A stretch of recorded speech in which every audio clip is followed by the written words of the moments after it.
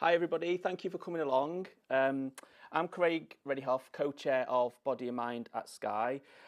We created Body and Mind to raise awareness and destigmatise issues around mental health, disability and long-term illness. A cornerstone of our network is encouraging open discussion, sharing stories and talking about ways in which we can look after not only our own mental health, but the mental health of those around us. The aim of today's talk is to introduce the benefits of meditation to us all so that we can utilise new and effective tools for self-cultivation and enhance a sense of well-being. So with that in mind, Body and Mind at Sky and Multiculture at Sky are excited to be working together on this event by welcoming the Chan teacher and Buddhist scholar, Dr. Jimmy Yu, aka Guogu, should I say. I've been practicing that for so long. Guogu is a Chan teacher and scholar of Buddhism. He received his PhD in Buddhist Studies from Princeton University and is currently Associate Professor of Religion at Florida State University. Guogu was a close disciple of the late Venerable Chan Master Sheng Yen, founder of the Dharma Drum Mountain in Taiwan and one of the most influential Chan teachers of our generation. Guogu continues his lineage and is the founder of the Tallahassee Chan Center. He is also an author of several books on Chan, including Passing Through the Gateless Barrier and The Essence of Chan. In 2013, he began teaching the London group via Skype, and the London Chan group was formed. A big thank you from me goes to Shin Lee from Now TV for reaching out to us with this great opportunity, and to Helen Reynolds, our events lead, who has worked really hard to organise everything for today. So finally, and I will say it right this time, please give a warm Sky welcome to Guogu. Thank you. It's usually very hard to pronounce my name. If you just remember guacamole, Guogu, and you'll be fine. So I think that maybe not many of you will know what Chan is. How many know what Chan is? Heard the word Chan? No, okay. How many of you have heard the word Zen? Oh, there we go. So Chan is the precursor to Zen. So Zen became a self-conscious movement within China in 6th, 7th century. And it was transmitted to Japan in the 12th century. And 20th century came to the West. So that's the... So I met my teacher when I was 11, and I'm now 51. So I've known him for a long time, and he has shaped my life. And today I'd like to share with you some of the things that I've learned. Okay. Before we start, how many of you have meditated before? Raise your hand. Wonderful. So thank you. It's over. You already know, right? Now the thing with meditation is that in all of the traditional Buddhist languages, there is no equivalent term for meditation. At least in the associations that we have with it. The closest term to how we conceive of meditation in the West is a term called bhavana. Now, in the way that we conceive of meditation, we typically associate it with a posture, correct? Yeah. In all the Buddhist countries and languages, the term bhavana, as you notice up here, is not directly connected to a language of seated posture. This is extremely important because from the Buddhist perspective, which I'll just give a very, very brief introduction, and then today I will present a theoretical basis using neuroscience and kind of modern West.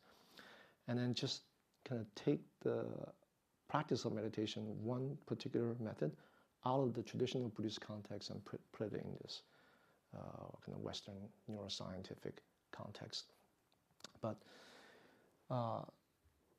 our conception of meditation is actually a remnant of 19th century constructs of the Orient.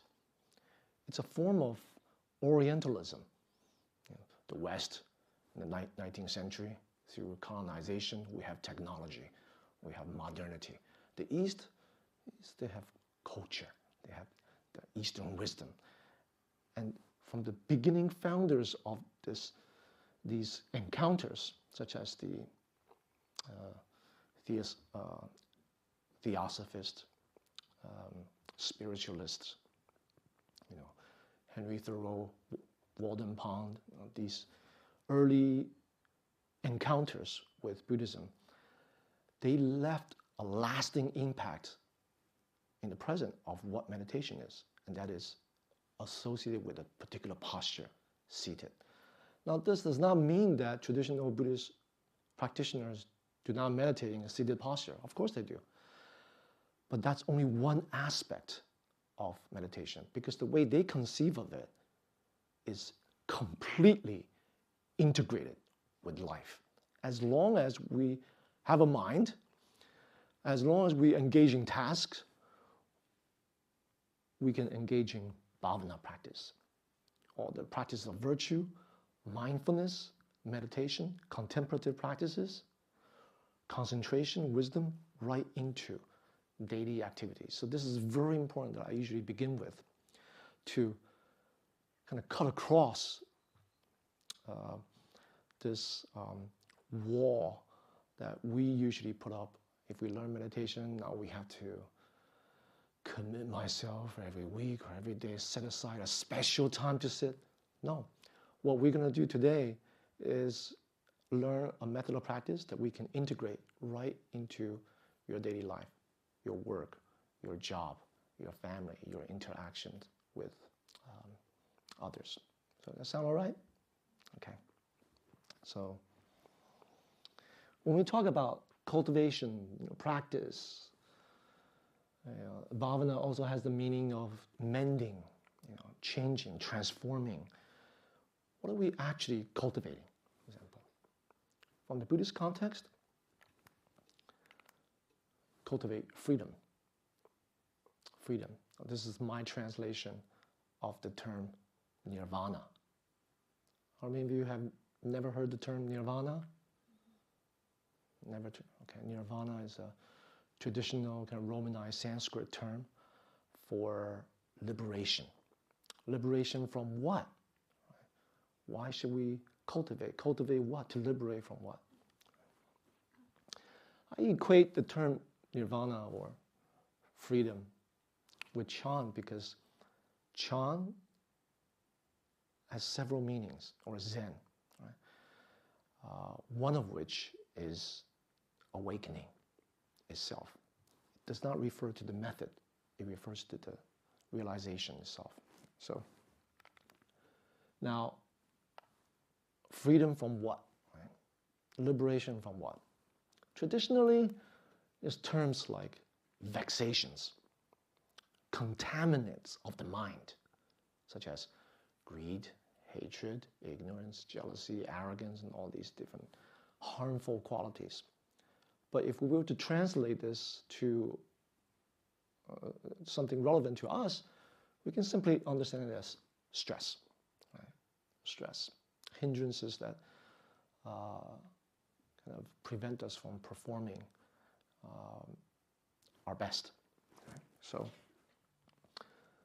now, it's very important to understand the relationship between freedom, to be free, from and stress. From the Buddhist perspective, and this is the only bit of Buddhism that you'll get today, freedom is not, and this is very important, freedom is not something outside of yourself that you have to get. It is right here in this moment. And all the vexations, elements of stress, they're actually like the furniture in this room. Whereas the freedom is the natural, intrinsic spaciousness of this room. This means that spiritual practice, bhavana, it's not just another thing we practice so we can get. Right? We can kind of zap into, get our 2 minutes of bliss, and then go out. It is intrinsic to who you are. But most people, like all of you coming here today, in this room, we tend to just notice the furniture. How many people are here, how many empty chairs. So when we are caught up or with furniture, and we don't recognize the spaciousness, the openness of this room, that is analogous to being caught up with all the monologues in our minds, right? The feelings and thoughts and ideas. We mistaken those to be who we are. Now, who we are, of course, there's a history to who we are. Right? All about child-rearing process that shaped the way we are. That has a history, but that doesn't actually define the natural, intrinsic freedom that we possess. Right? So, for example, I often give this analogy because I have kids now and I'm watching them. I'm watching their sense of self develop, in this process. Children, when the parents come home, they're very tired. They have to cook. They have to get things ready. But children, their brain is not developed fully yet. Not until at least the neuroscientists tell us about 25 years old. So they cannot conceptualize and contextualize through abstract thinking. The mother comes home, oh, let's give her some free time. She needs more space now.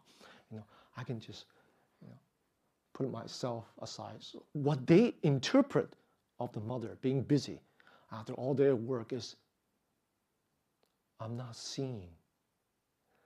I'm not heard. I'm not loved. Potentially.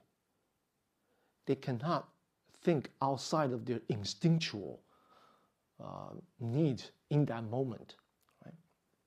So it's like the brain, while it's forming in that process, using the analogy of Legos, in that process, the building blocks of the brain itself, embedded so deep, is flawed from the outset in this process.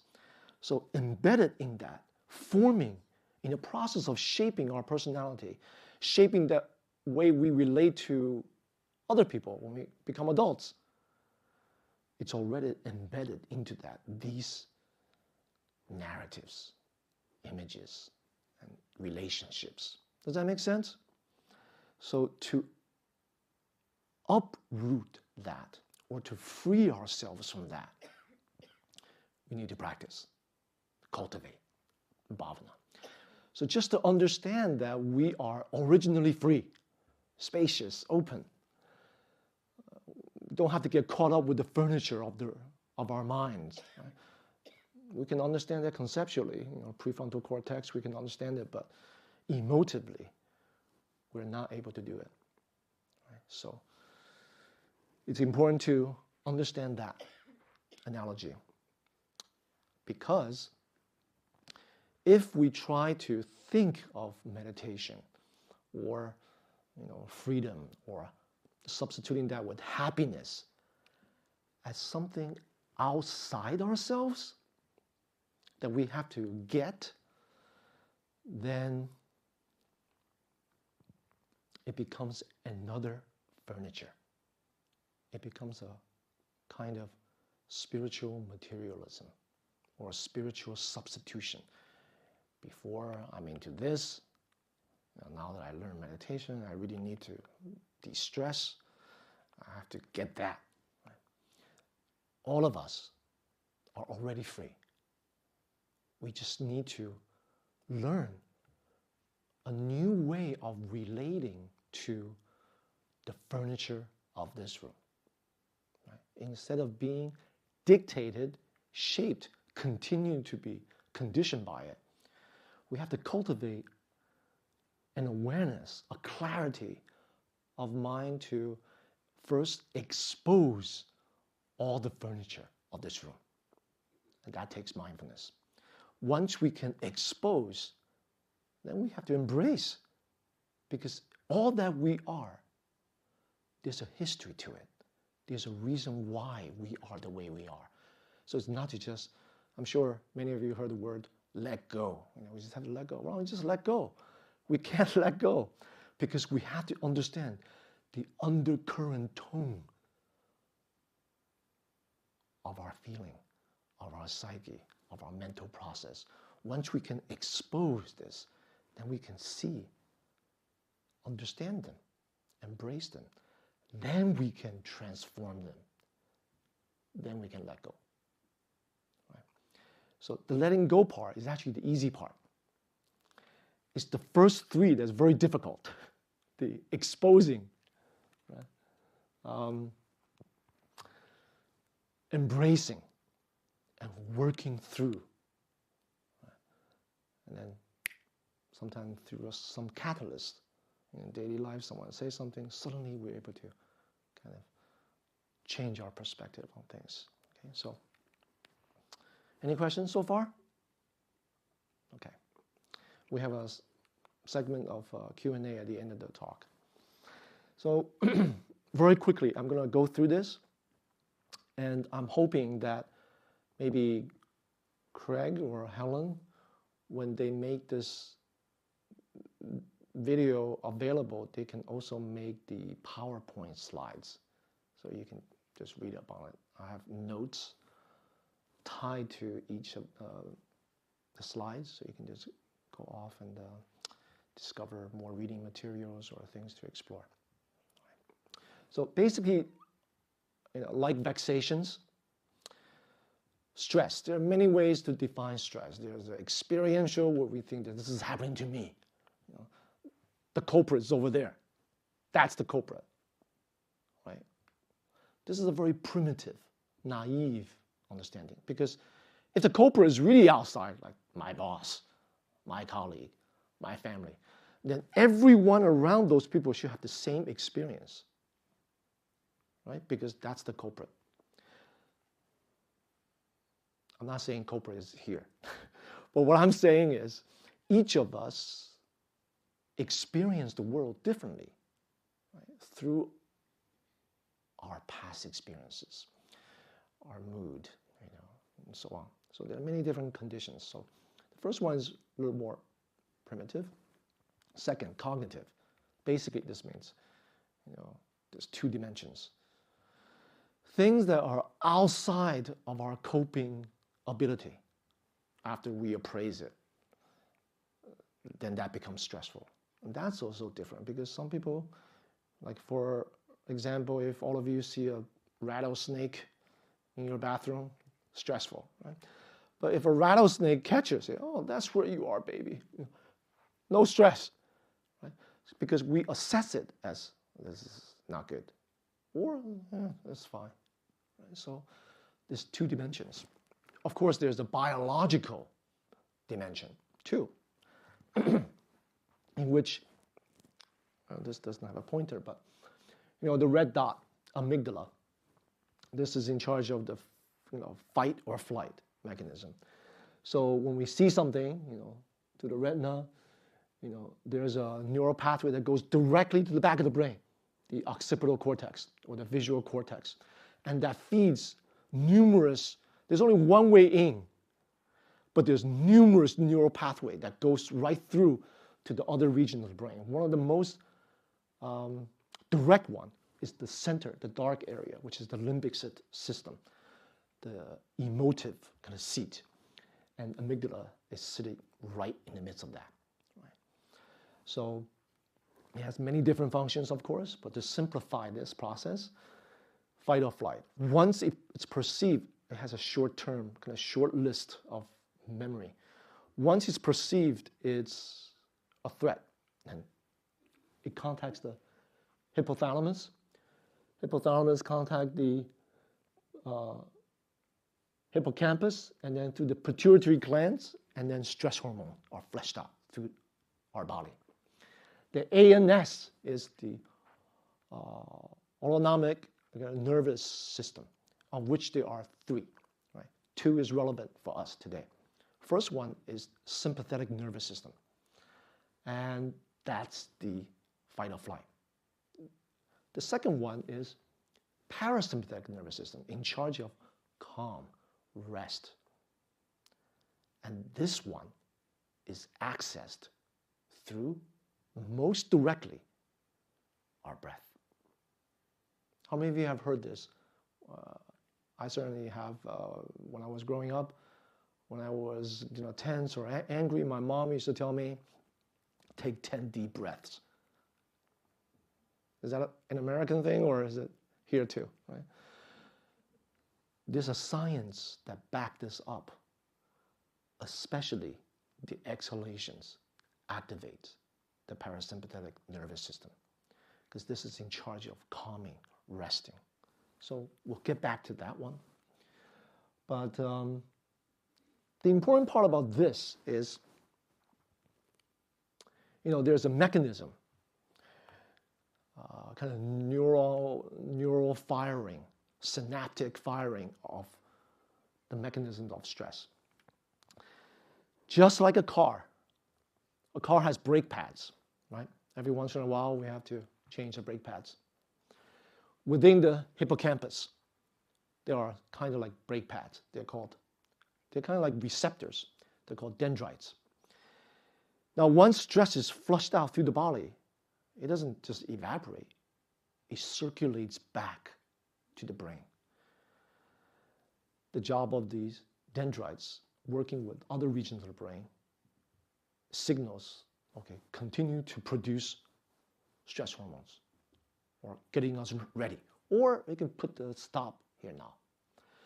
What happens if we're always using the brakes when we drive? The brake pads worn away.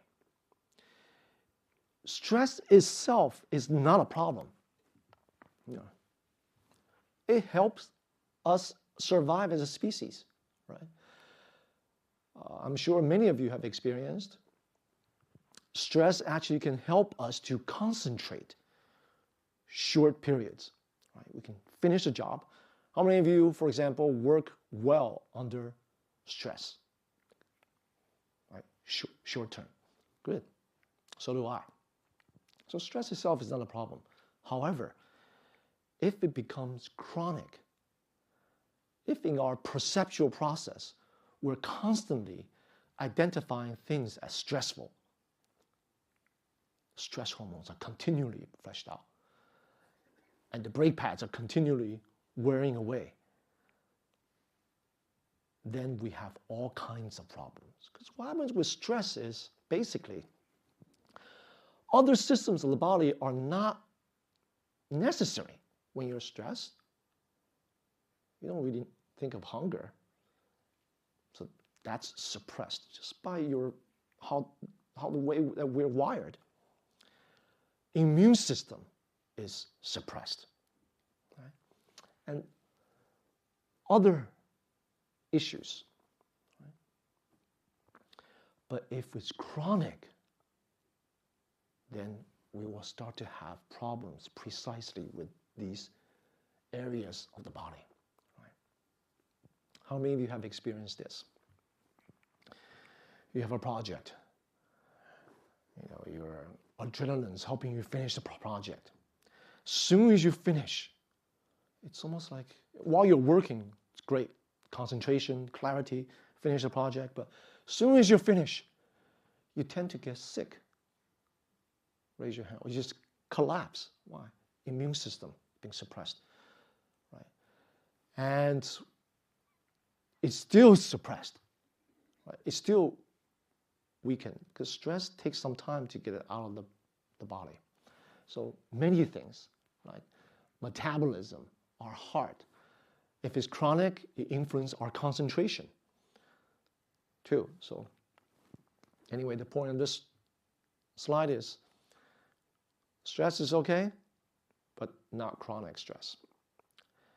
But modern life, we have chronic stress.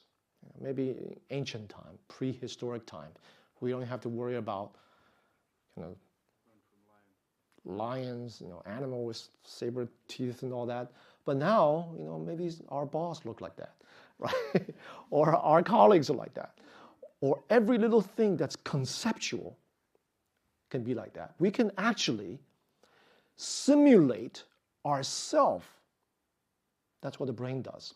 Simulate our sense of self and critique it. I'm no good, I'm too fat, too thin, too tall, too short. Right? Through our conditioning, cultural, family, so on. So we have more opportunity for stress, so more likely to have chronic stress. And we need methods of practice. Right? But in that, perception is the key. Now, I don't mean perception as the commonsensical notion of perception. You can just skip this. What I mean is what the neuroscientists identify as an interoceptive process, interoception. It's this intrinsic, continual brain activity, millions of neurons firing, predicting. One of the main jobs is, among others, predicting what is happening, moment to moment, including sleep. Including sleep. Now, if I were to drink this cup of water, I've been talking for a while, so a little thirsty, and I drink it,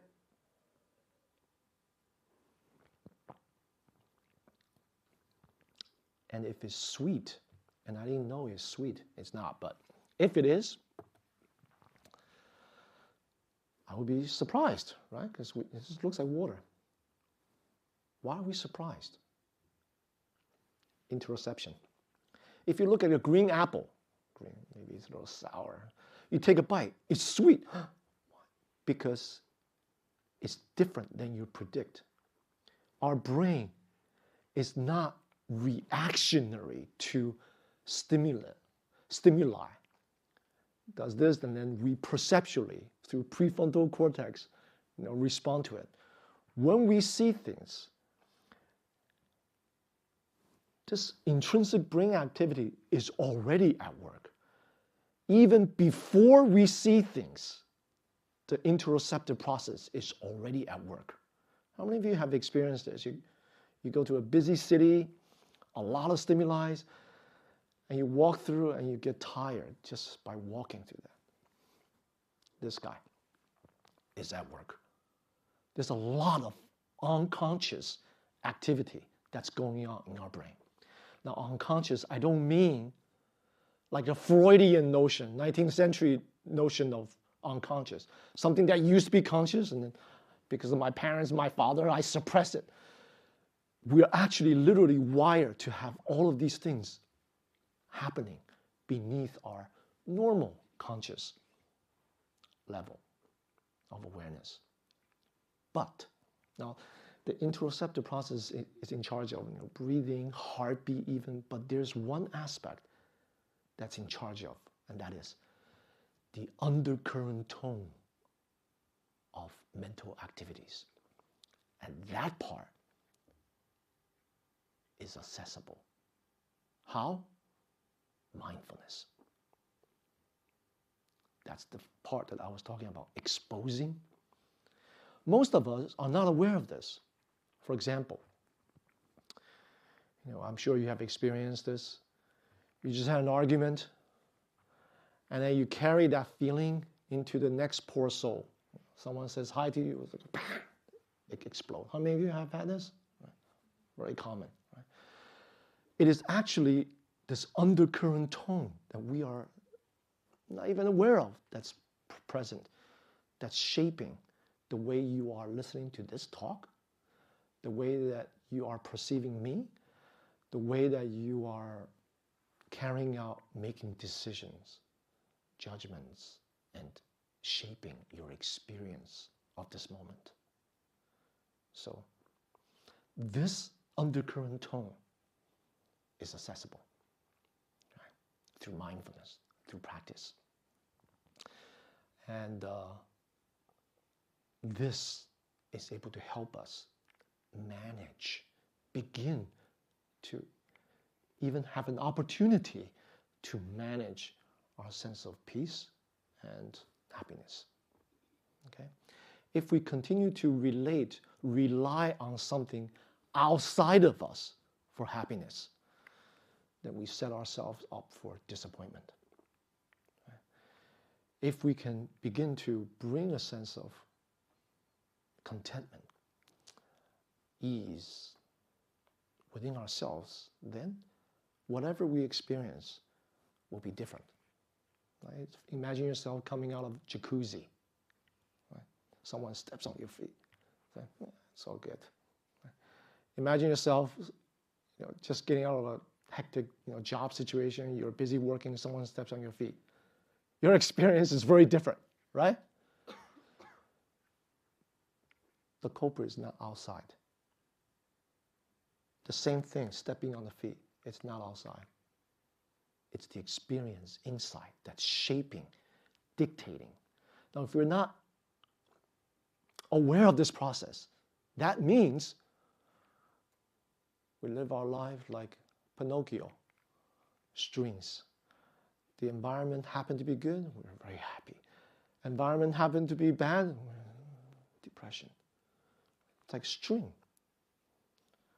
Because we've already given up our sense of peace, happiness, to someone outside. Not a good way to live. Right? So we have to. Now, unfortunately, in the way that we're raised, the education system does not place so much attention to something that's so important, our happiness. It teaches us how to get things from outside, how to relate to things outside. So this sort of continual education, adult education, meditation, mindfulness, it's extremely important, extremely important. Yeah. Now, this is a quick slide. I'm not going to focus on this too much. This just shows that we only actually need 10% of what's happening outside. The 90% of our experience comes from inside. If you just take a look at how we are wired only, let alone the baggage that we carry, how we are wired visually, there's only one neural pathway from perception back to the occipital cortex. But once the occipital cortex feeds into other areas of the brain, look at this. The prefrontal cortex is the last place it goes. All of us are actually emotional beings. You may think, oh, this person is very rational, super rational. Even those super rational people, they're driven by this undercurrent tone of emotion, of feelings. I'm sure you have met. All of you have been to board meetings? Right, board meetings. You have people that are very articulate, can argue from all perspectives, and it's very calm, they analyze all situations. But everyone knows this person just wants to do that because his sector of the company or this, it benefits them. But they can come with 20,000 different reasons why. It's actually driven by emotion, a self-referential kind of tendency around which we make decisions and so on. So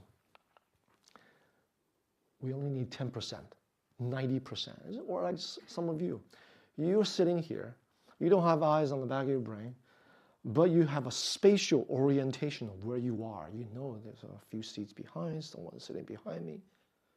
Why is that? That's the 90%. Okay? If there's some lesion in this pathway, you actually lose that spatial orientation. So the way we experience the world, the way we experience everything, it's actually mediated by our memory, our past, the baggage. Yeah. I remember one neuroscientist was saying that the world as we know it, we've never lived in it. Think about it. All that the brain has to work with is neural firing, synaptic transmission of information. It doesn't actually see. It lives in a dark shell called cranium. It has never experienced the outside world. So data from outside translates into neural firing, millions of this, plus together with cognition. Cognition is basically things we make up. Like if you know in English, this is called clicker. That's called chair. If you know other languages, it's called something else. It's just consensus. It's like what everyone share, this repertoire of linguistic kind of signifiers, right? And our baggage. So this is all that the brain has to work with. So it has never lived in the world. And the part of the brain's job is to predict and adjust. Right? Some people who are stubborn, they don't adjust. Right? That's this part. When it's flexible, you adjust. Sometimes people are very selfish, self-referential, or stubborn, or whatever reason, they don't make adjustments. Right? They rely on this. So, aims of mindfulness meditation. This is the part that I spoke about. Expose, embrace, transform, and awake. Right? So therapy reaches the third level.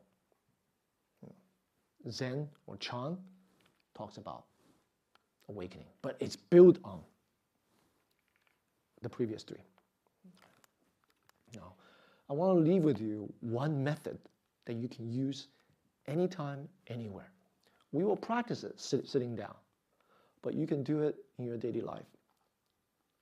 And I'll get to that. The key about meditation is really, for the kind of physiological part, it's really just the spine. What you want to do is maintain upright spine so that the lumbar area has this natural curve. Why is that? If I sit on a chair that's very low, the knees higher than my buttocks, right? This one, knee is supposed to be lower. If its knee is higher, what happens? All the bodily weight now crushes down to the center of the body. And your diaphragm is not able to relax. Unable to relax, your breathing will be shallow up here instead of abdominal breathing. And then what happens when we breathing is shallow up here? More likely for the energy to be centered up here. That means wandering thoughts, a lot, scattered thoughts. And breathing will be shallow. So the second obstacle to meditation. My teacher called it chicken pecking at the rice. Sleeping. Wandering thoughts and drowsiness. Two obstacles. So there's a physiological dynamic to meditation. That is, you want to maintain the natural curve, just as if you're standing. So your spine, each vertebrae of your spine, one stacked on top of another, effortlessly. Your head, chin should tuck in. Why? So you don't have to hold up the weight of your head, which is heavy actually. So tucking the chin, so the spine aligns perfectly. Does that make sense? Yeah. So in order to do that, That's why in meditation, seated ones, people use cushions to prop up the buttocks so it's higher than the knees. Then the stomach can relax. Diaphragm, relax. Breathing sets down. Bodily weight sinks down, grounded to earth. Body stable, mind will start to clear by using the method. Okay? So, without further ado, let's practice. Okay? Now, I know the chairs are very comfortable, but we want to avoid drowsiness. Okay, so sit at the edge of the chair. So the spine has nothing pressed against it. Nothing pressed against it. Place your hand temporarily on your lap. Knees, kind of 2 fists apart or 1 fist, whatever is comfortable. Anything tight on your body, like glasses, you can remove or put it up. Okay, now, the foundation of all meditation is relaxation. In order to meditate, we have to prime the body, prime the mind. How do we do it? Bring your senses now back to the body sitting here. In other words, feel the presence of the body. Your buttocks, a sense of weight placed on the chair. Okay? Now, systematically, we will relax the body. Bring your awareness now to the crown of your head. From this point, trickle down to the forehead, relaxing the skin, the muscles and tendons. Don't talk to yourself. Don't reason yourself into it. Actually feel the skin. Feel the muscles relaxing. See if there's tension there. And then drop down to the space between our eyes, our eyebrows. This is the number 1 most difficult part to relax. In order to relax this is what we do. Raise your eyebrows up, in other words, tense up, raise it up, and let them drop. Let the eyebrows drop. Raise it up again, drop. Okay, do this a few times by yourself. Meanwhile, familiarize yourself with what it feels like to relax this area. Tactile sensations there. Extend that sensation of relaxation now to the eyeballs.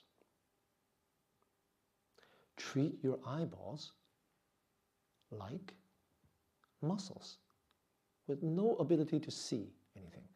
So if you find yourself seeing darkness or seeing spots of light or black, that means you're still using your eyes. So pretend you're blind. Instead, feel through tactile sensations, feel the contours of your eyeballs. Even the weight. See if there's tension and relax the eyeballs. Continue on, relaxing the cheeks. Chin tucked in. Don't lower your head. Just tuck it in. Mouth closed. Gentle smile. And at this time, you can wet your lips with your tongue. Get a good feel of your lips. Gentle smile. Just the corners of your lips. Through this simple muscle memory, positive chemicals will have already flushed down through your body. Serotonin, dopamine. I want you to savor this smile.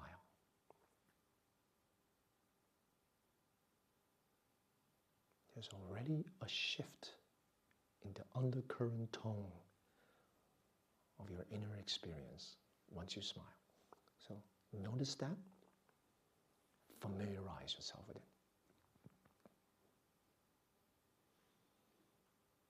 Okay, go back to the crown of the head. Now to the sides, the temples, and to the back of the cranium. Going down the neck, feeling the muscles, skin, and to the shoulders, section by section. Now, the shoulders, second most difficult part to relax. We do the same. Inhale, raise your shoulders up towards your ears. Let them drop. Okay, do this 3 more times by yourself. And while you do it, familiarize what a relaxed shoulder is supposed to feel like.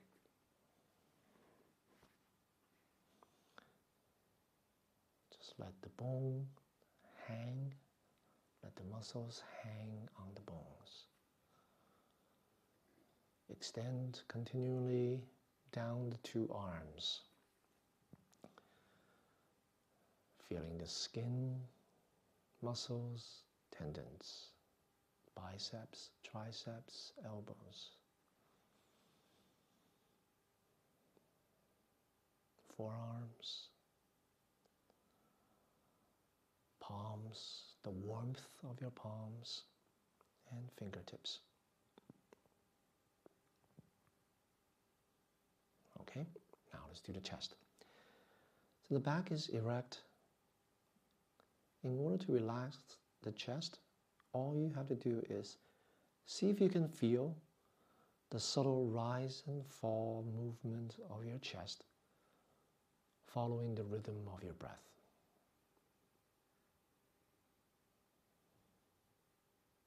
Very subtle movements there.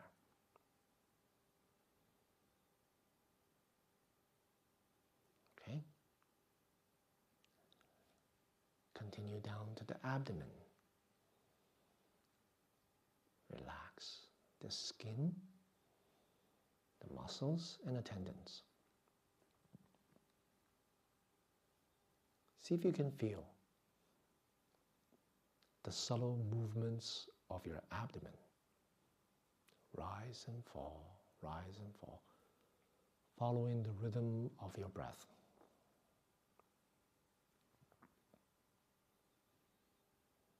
If you can feel this, that means the abdomen is relaxed. If you cannot, use your palm. Place it gently over your abdomen. See if you can actually feel the subtle rise and fall movements following the rhythm of your breath. Okay, you feel that? Now you can move the palm away, but keep the sensation there.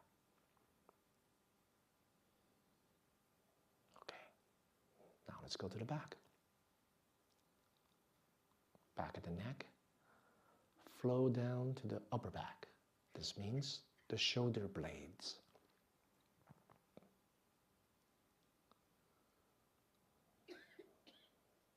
There's subtle movements there too. Now I'd like you to be aware of your exhalations. Exhale, bring it down to the mid-back. Stay there for a moment, relaxing the skin, muscles, tendons. And then notice the next exhalation. Bring it down to the lower back. All the way down to the buttocks.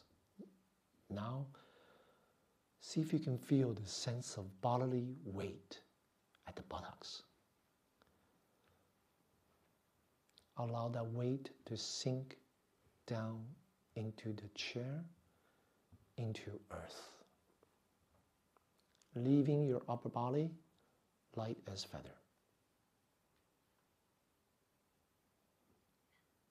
Continuing the hips, thighs, and knees. Relax. calves, ankles, and feet.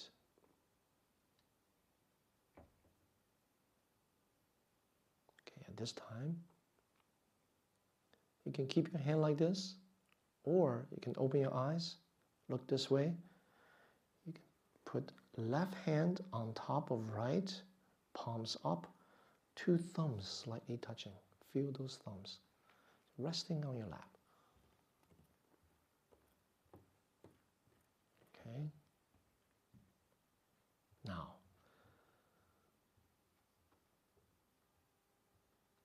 the body is primed for meditation. Now we do the mind. At this moment, the body relaxed, the positive chemicals would have already flushed down through your body. Serotonin, dopamine. There's a pleasantness. See if you can feel this undercurrent tone of pleasant contentment, needing nothing from the outside. I want you to savor this experience of feeling content, of being here.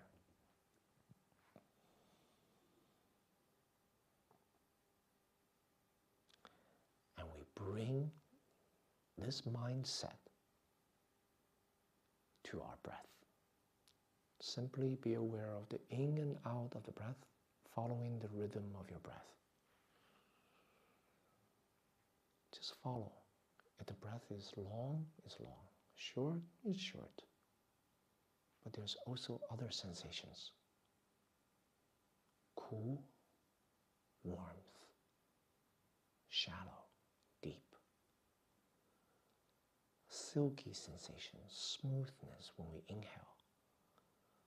And a coarse experience at the nostrils when we exhale. Mindfulness of breath, stay with only the nostrils region.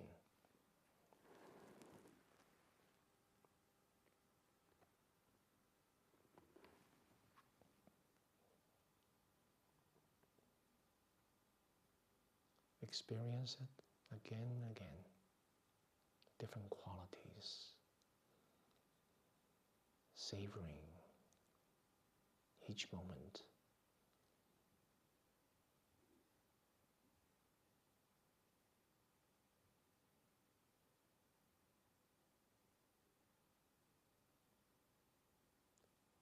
Okay, open your eyes. Okay, please, the lights back up. How was that period? It was good? Okay. Now you can use this. This is the foundation of all meditation, what I call progressive relaxation. Once the body is relaxed, then you can use a method. Maybe some of you use mantra or counting the breath or following the breath. The principle is, the easier the method, the harder to do, but the depth of concentration reached deeper. The more complicated the method, like visualizing, lines, this and that, all that, very easy to do. But the depth of concentration, very shallow. But usually it's good enough just to relax. So you listen to music, Beethoven or whatever. The cognitive process is actually very complicated when you listen to music. Therefore, you can't reach single-minded concentration because it's too complicated, you see? Whereas meditation on the breath, a little less complicated. So the point of this is, if you find yourself a lot of wandering thoughts, you can count the breath. Very complicated, count it backwards. 20 to 2, 19 to 1, until you're more settled, and then go back to 1 to 10, 1 to 10 exhalations, and then drop the number, sensations. Or you can go directly to sensations. Okay? How do we use this for daily life? You don't use the mindfulness of breath. You just use the progressive relaxation. I teach this as something I called, I grew up in New York, so 1 minute Manhattan Zen. Right? So you integrate it. Don't make meditation an obligation, set aside a separate time outside your life. You choose 5 things. Brushing teeth, first bite of lunch, elevator ride, whatever routine that you have, whenever those times come, you can be making tea. The British people like to drink tea, right? There's always a tea break in the middle of the day. Make tea. 3 points really to relax. This region, most difficult. We hold a lot of tension. A lot of energy goes here. We can live our life in our headspace. So this must relax. Tense up, relax. Tense up, relax. Second, this part. Third, this part. Once these 3 areas are relaxed, these 3 main areas will help to relax the rest of the muscle groups. This area relax the whole face. Shoulder relax the whole arm. And the tendons kind of hold on to the abdomen. It's able to relax. One of this is tense. The rest of it will be most likely tense. So systematically, as you make tea, relax. Be here in the present. Or elevator ride. Don't live in the headspace. Allow the mind to rest, to refresh, reboot. You're doing body scan. Does that make sense? And then you engage 5 times. If you can integrate 5 times throughout the day, that day, these 5 will extend to other areas of your life. And if you do this for 3 months, every day, no interruptions. It's not an obligation. 5 things you already do every day. You will see increase in your ability to understand what's happening. You will start to personally understand the relationship between breath, mind, and tension in the body. When stress comes out, you will see the body have already shifted. Some part of the body is tense. So you relax this, the breath is changed. Your attitude changed. There's a dynamic relationship between body, mind, breath. Okay, so then we start to be more in tune with ourselves, more exposing, understanding things that we think about, and we can begin to work with it. So my talk will conclude here. For self-massage, maybe next time I come back to London, or maybe Orca or Xin, who works here, can hold a follow-up program just to teach the relaxation again, and the breath, and the self-massage. Okay, so I'll take a few questions if you have. Yes.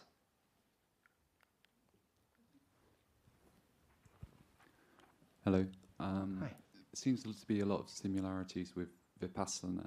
Is there any relation between the 2 practices? All systems of Buddhist meditation, all systems can be grouped under 2 types. One is shamatha, another one is vipassana. In translation, calming and clarity. So I'll give you an analogy. It's like candlelight.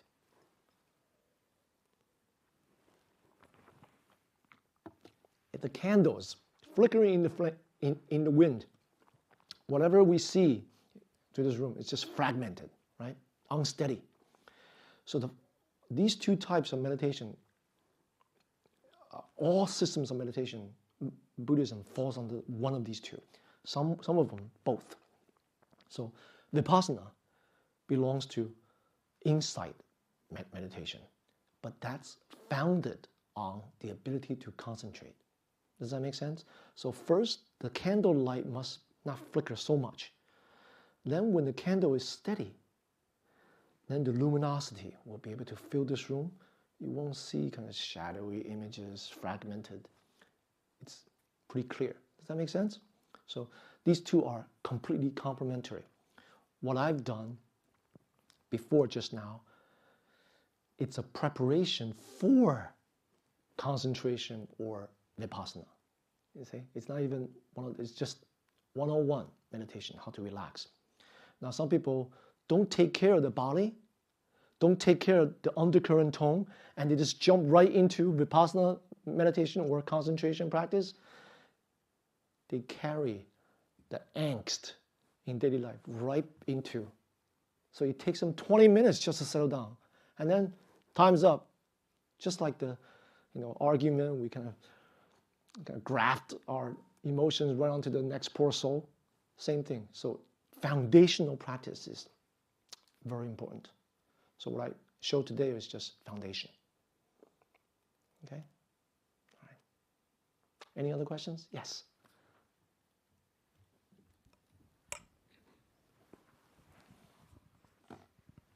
When you do yoga, is that also preparation then? Because then you get to the point where you're able to meditate. I missed the first word.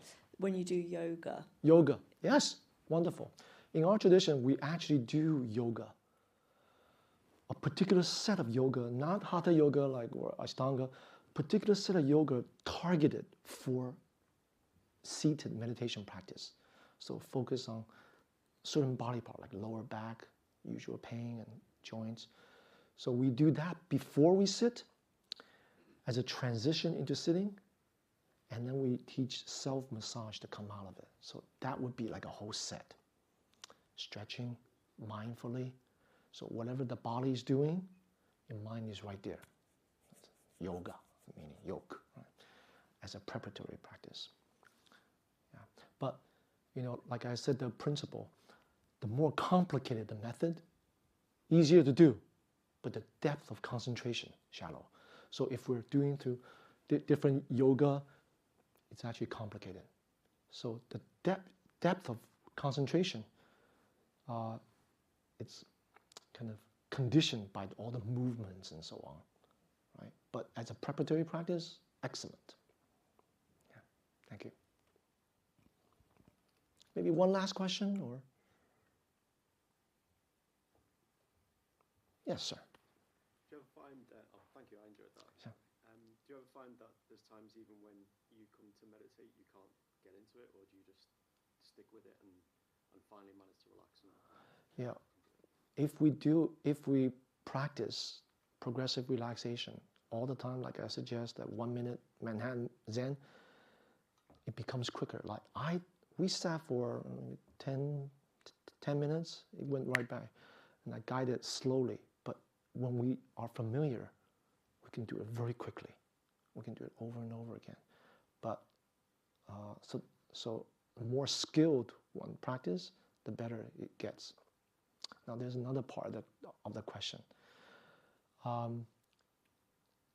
Once the stress hormones are fleshed out, and there are moments, days that we are kind of stressed, it doesn't evaporate like that. So it will take time.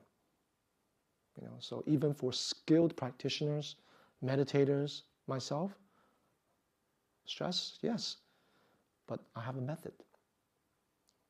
I try not to kind of bring my stress, project it right onto the next poor soul, right? So the more we are aware of the dynamics of body, mind, breath, how they relate, and the different shifts that's happening in the undercurrent tone of how we feel, that if we practice exposing, the more we can have some management about it.